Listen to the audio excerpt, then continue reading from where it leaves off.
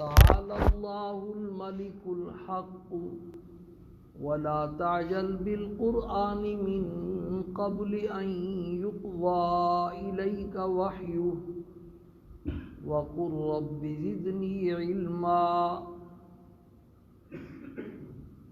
آیت کے آخری جملے پر بات ہو رہی ہے جس میں اللہ پاک نے سرکار دو عالم صلی اللہ علیہ وسلم کو ایک دعا سکھلائی کہ میرے محبوب آپ یہ دعا مانگا کریں، اے میرے رب علم میں اضافہ فرما۔ اس پر بات شروع ہوئی ہے کہ علم کی دو قسمیں ہیں، ایک دنیاوی علم ہے اور ایک دینی علم ہے۔ دنیاوی علوم جتنے ہیں وہ سب وہ علوم کہلاتے ہیں جن کے حاصل کرنے پر اللہ پاک کا قرب اور اجر و ثواب مرتب نہیں ہوتا، اور دینی علم اس علم کو کہتے ہیں کہ جس بندے کو وہ جتنا علم نصیب ہوتا جائے، حاصل ہوتا جائے، اتنا ہی اللہ پاک کا اس کو قرب نصیب ہوتا جاتا ہے، اور پھر قرب کے غیر محدود درجات ہیں، جتنا آگے بڑھتا جائے اس کی کوئی انتہا نہیں ہے۔ کل جو بات ہوئی تھی وہ یہ تھی کہ دینی علم کی پھر دو درجے ہیں اور دو قسمیں ہیں۔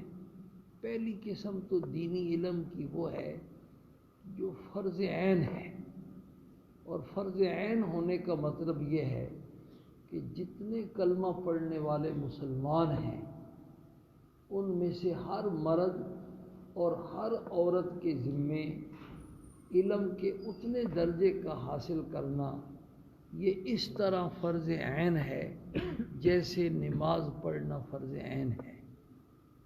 ایک آدمی کے نماز گھر میں پڑھنے سے یا محلے کے چند آدمیوں کے نماز پڑھنے سے سب کے ذمے سے سر سے نماز والا فرض نہیں اترتا۔ اسی طرح وہ درجہ بھی ایسا ہے کہ جب تک ہر آدمی اتنا علم حاصل نہیں کرے گا اس وقت تک ایک فرض کے چھوڑنے کا مستقل اس کو گناہ ملتا رہے گا۔ اور اس پر کچھ تھوڑی سی بات ہوئی تھی۔ آج جو ہے نا ہمارے یہاں عصر کے بعد جو تعلیم ہوتی ہے وہ ہمارے بھائی عمران کھوکر صاحب نے جو ہے نا تعلیم کرائی، تو اس میں انہوں نے میں جب بھی تعلیم میں بیٹھتا ہوں تو کوئی نہ کوئی بات میرے ذہن میں آتی ہے جو درس میں بیان کروں، تو وہ کیونکہ کل یہ بات ہوئی تھی، آج انہوں نے حدیث پڑھی تو فوراً میرے ذہن میں بات آئی۔ حدیث انہوں نے یہ پڑھی اور بڑی حضرت جو تھے آج سے یہ 60-70 سال پہلے کی لکھی ہوئی کتاب ہے، اس وقت کی بات انہوں نے لکھی حضرت نے، اور بڑے دل جلا ہوا جیسے آدمی بات نہیں کرتا ایسی بات۔ وہ مشہور حدیث ہے کہ تم میں سے جو مسلمان کسی برائی کو ہوتا ہوا دیکھے تو اس کو سب سے پہلی کوشش تو کرے، اگر ہمت اور طاقت ہے تو اپنے ہاتھ سے اس کو روکنے کی کوشش کرے، اور اگر ہاتھ سے نہیں روک سکتا تو پھر زبان سے روکنے کی کیا کرے، کوشش کرے، اور اگر زبان سے بھی روکنے کی ہمت نہیں ہے تو آخری درجہ یہ ہے کہ دل سے تو اس کو کم از کم برا سمجھے۔ اور حدیث میں آپ نے ارشاد، یہ حدیث اس کے مختلف الفاظ ہیں، یعنی کئی مرتبہ آپ نے یہ مضمون بیان فرمایا۔ ایک حدیث میں فرمایا کہ یہ ایمان کا سب سے کمزور درجہ ہے، دل سے برا سمجھے، اور ایک حدیث میں یہ الفاظ بھی ہیں کہ اس سے کم بھائی پھر رائی کے دانے کے برابر بھی ایمان نہیں، یعنی اگر دل سے بھی گناہ کو برا نہیں سمجھ رہا ہے نا تو پھر اپنے ایمان کی خیر منا۔ یہ اور بھی اس میں کئی باتیں ہیں۔ اس میں حضرت نے پھر آخر میں جب یہ سارا لکھا تو آخری الفاظ یہ تھے کہ ذرا دل تنہائی میں بیٹھ کر کے سوچو کہ اے مسلمانوں کیا ہونا چاہیے تھا اور کیا ہو رہا ہے، اور یہ آج سے 60-70 سال پہلے کی بات ہے۔ وہ لوگ اگر آج کل کے ہمارے حالات کو دیکھتے تو وہ کیا تاثر ہے، کیا کہتے؟ عبداللہ بن مسعود رضی اللہ تعالیٰ عنہ کو پوچھا نا کسی نے وہ صحابہ کیسے تھے، تو انہوں نے فرمایا بھی صحابہ کا کیا پوچھتے ہو، صحابہ ایسے تھے کہ اگر وہ قبروں سے نکل کے آ جائیں نا اور تم ان کی زندگیوں کو دیکھو تو تم سمجھو یہ تو پاگل ہے، اور وہ تمہارے اعمال کو دیکھیں اب تو وہ سمجھیں یہ تو کافر ہے۔ یہ آج سے 1400 سال پہلے کی بات ہے، تو اب کیا ہو گیا 1400 سال کے بعد، وہ تو ہم 60-70 سال پہلے کی بات کر رہے ہیں کہ حضرت کا دل کیسے جلا ہوا تھا۔ تو میرے ذہن میں اللہ پاک نے جب یہ میں نے سنی نا تو میرے ذہن میں فوراً یہ بات آئی، بھائی دین کا جو ہم مسئلہ بیان کر رہے ہیں کہ دینی علم کا اتنا درجہ کہ بندے کو کم از کم جائز ناجائز کی تمیز ہو جائے، حلال حرام کی تمیز ہو جائے، نیکی اور گناہ کی پہچان ہو جائے، اتنا درجہ ہر مسلمان کے ذمہ کیا ہے بھائی، فرض عین ہے۔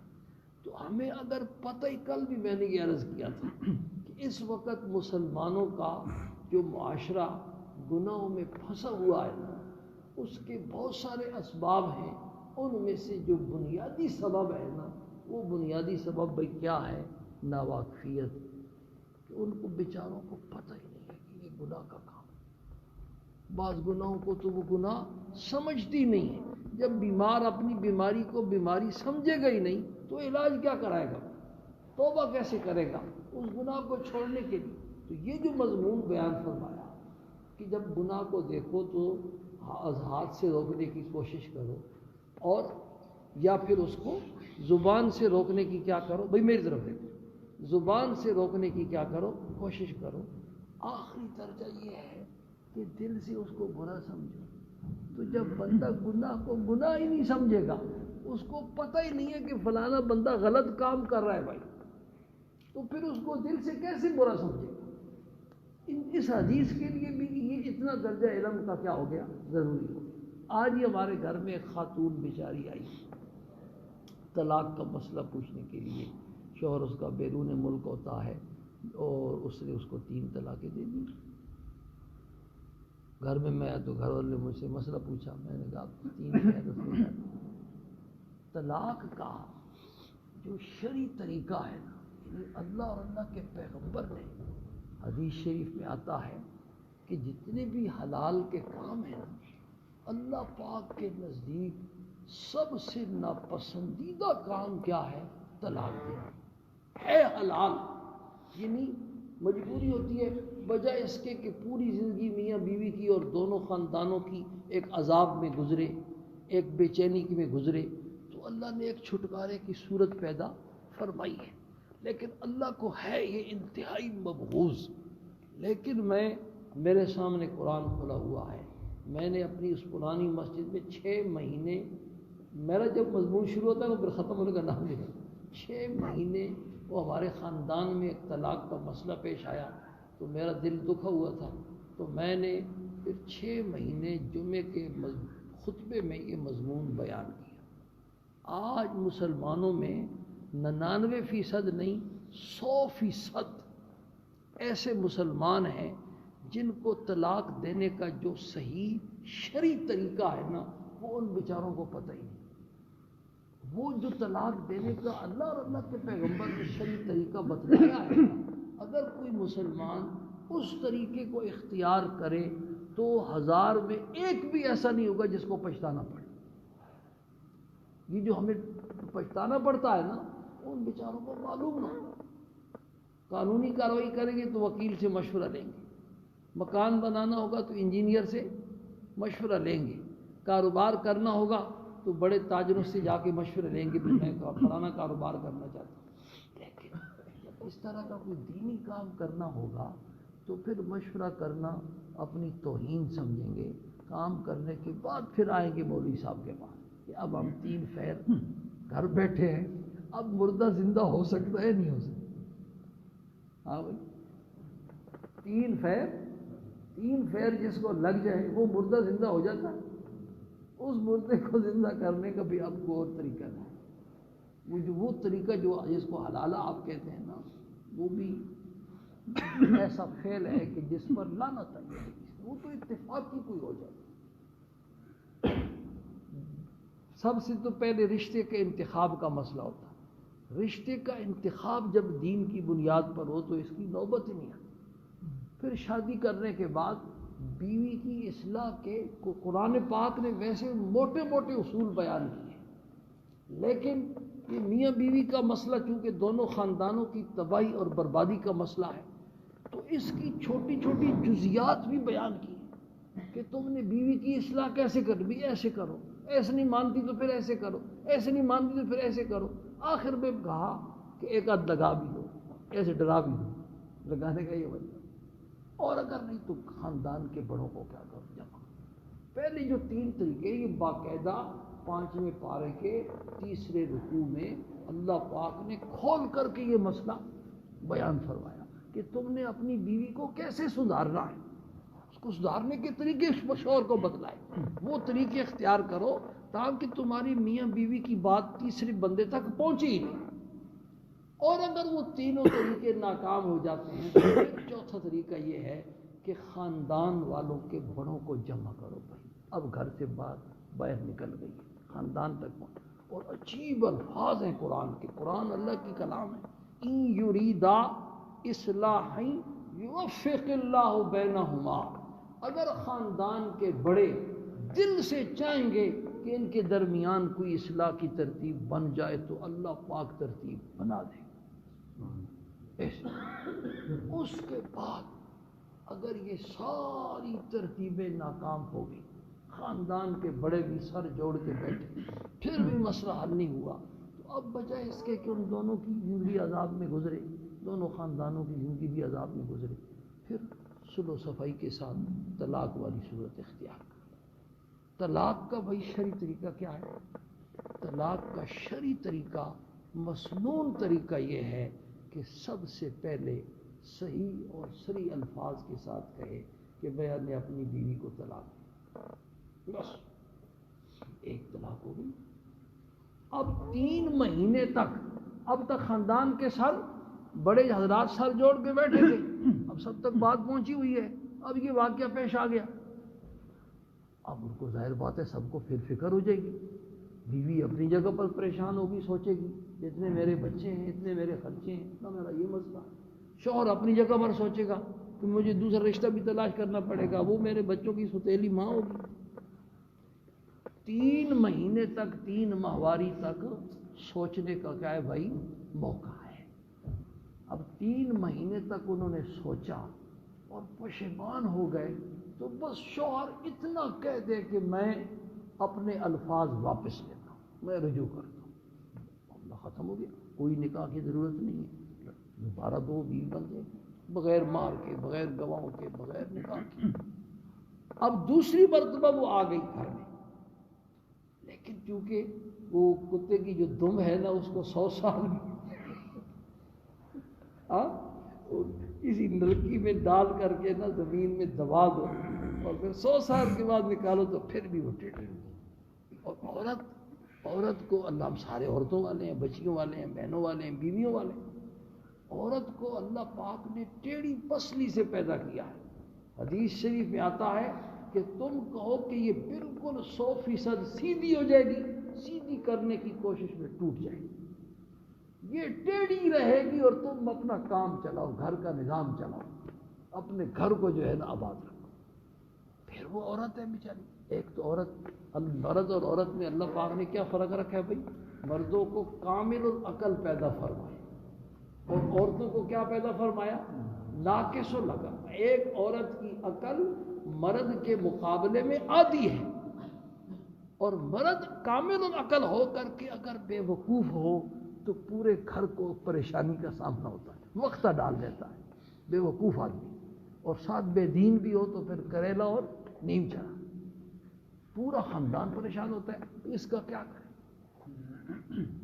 وہ ہوتا ہے وہ ٹرکوں کے اوپر جو نا پیچھے لکھا ہوتا ہے نا کہ عقل نہ ہوئے تے موجہ ہی موجہ، عقل ہوئے تے سوچا ہی سوچا۔ میں نے ایک ٹرک کے پیچھے پڑھا تو گاؤں میں میرا چچا آج بھائی ہے، اس کو میں نے سنوا کی میں اس کو سنایا، اس نے مجھے آگے سے سنایا، ابھی کسی فارسی کا ایک جملہ اس نے سنایا، تم اتنے عقل مند کیوں بنتے ہو کہ تمہیں سب کی فکر کرنی پڑے، تم بے وقوف بن جاؤ تاکہ سارے تمہاری فکر کریں۔ اس بیچارے کا کیا ہوگا؟ تو مرد کامل العقل ہو کر کے اگر بے وقوف ہو تو پورے گھر کو وقتہ ڈال دیتا ہے، اور ساتھ بے دین بھی ہو تو پھر کریلا اور نیم چڑھا ہو جاتا ہے۔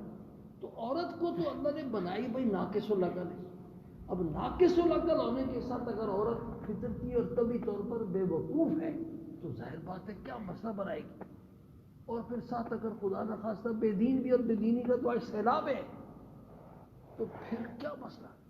دوبارہ بہرحال رجوع ہو گیا، پشیمان ہو گئے، آباد ہو گئے، پھر مسئلہ طبیعت ہی نہیں ملتی ہے، تو پھر اصلاح کے وہ سارے طریقے دوبارہ بھائی اختیار کریں۔ جو قرآن نے 4 طریقے بتلائے ہیں وہ چاروں طریقے اختیار کرو، اگر وہ چاروں طریقے پھر ناکام ہو جاتے ہیں تو پھر تم اس کو دوسری مرتبہ بھی طلاق دے دو، تمہارے پاس اختیار ہے۔ دوسری طلاق کو میں نے اس کو دوبارہ پھر طلاق دے دی، یہ میرے ساتھ نہیں رہ سکتی، اب دوسری طلاق بھی مل گئی بھائی، اب اس کے بعد 3 مہینے پھر مہلت ہے، ابھی تک نکاح باقی ہے، ابھی تک رشتہ ٹوٹا نہیں، نکاح باقی ہے، 3 مہینے پھر سوچو بیچار سارے خاندان والے پھر سر پکڑ کے بیٹھ گئے، بیوی الگ پریشان ہے، شوہر الگ پریشان ہے، بچے الگ پریشان ہیں، تو 3 مہینے کے اندر اگر پشیمان ہیں تو پھر رجوع کر لیں بھائی، بغیر نکاح کے، بغیر گواہوں کے، بغیر مہر کے، وہ کہ میں اپنے الفاظ واپس لیتا ہوں، مجھ سے غلطی ہو، بات ختم ہو، پھر میاں بھی بات۔ اب اگر تیسری مرتبہ بھی نباہ ہوتا ہے تو پہلے پھر بھی بھائی وہ تینوں طریقے کیا کرنے ہیں؟ اختیار کرنے، چاروں طریقے اختیار کرنے کے باوجود یہ اب کتنی مہلت درمیان، وہ 1 سال تقریباً بن جاتا ہے، 9 مہینے بن جاتے ہیں، پھر وہ چاروں طریقے کیا کرنے ہیں؟ اختیار کرنے ہیں۔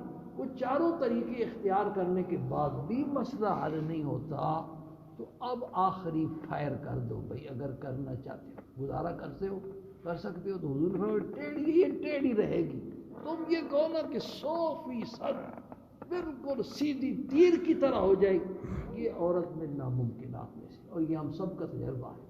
حدیث شریف میں آتا ہے کہ شریف آدمی جو ہوتے ہیں نا، شریف طبیعت والے، عورتیں ہمیشہ ان پر غالب رہتی، عورتیں ان پر، میں روزانہ بخاری شریف پڑھاتا ہوں، حضور کے اور آپ کی ازواج مطہرات کے جو واقعات پڑھتے ہیں ہم بخاری شریف میں سر پکڑ کے بیٹھ جاتا ہوں، بچوں کو بھی کہتا ہوں کہ حضور کتنے صبر والے اور کتنے حوصلے والے۔